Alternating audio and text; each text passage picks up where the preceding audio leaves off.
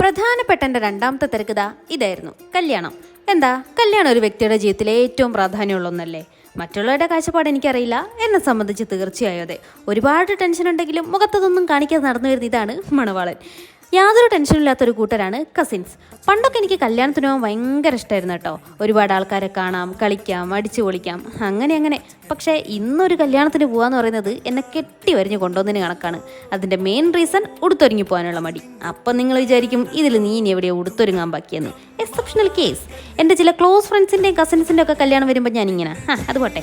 അപ്പം നമ്മൾ പറഞ്ഞു വന്നത് കല്യാണത്തിന് പോകാനുള്ള മടി.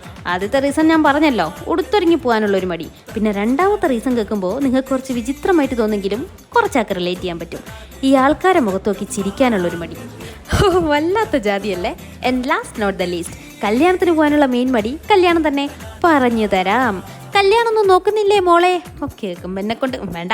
പറയുന്നവർക്ക് പറയാൻ നല്ല സുഖമുണ്ടെങ്കിലും കേൾക്കുന്ന എനിക്ക് വലിയ രസമൊന്നുമില്ല. എൻ്റെ വീട്ടുകാർക്കും കുടുംബക്കാർക്കും എന്നെ പറ്റിയില്ലാത്ത ടെൻഷനാണ് വർഷത്തിലൊരിക്കലും എന്നെ കാണുമ്പോൾ ആൾക്കാർക്ക്. അതറിഞ്ഞപ്പോൾ എൻ്റെ കണ്ണങ്ങ് നിറഞ്ഞുപോയി. And this is our bride. She is very lovable and kind. ചേച്ചി, വെൽക്കം ടു അവർ ഫാമിലി. ശരിക്കും ഈ കല്യാണമൊക്കെ ഒരാളുടെ മനസ്സ് തോന്നുമ്പോൾ മനസ്സറിഞ്ഞ് കഴിക്കണ്ടല്ലേ? അല്ലാതെ ആൾക്കാരെ തൃപ്തിപ്പെടുത്താൻ കഴിക്കാൻ ഇതെന്താ വിരുന്നിന് മുമ്പ് കിട്ടുന്ന പലഹാരമാണോ?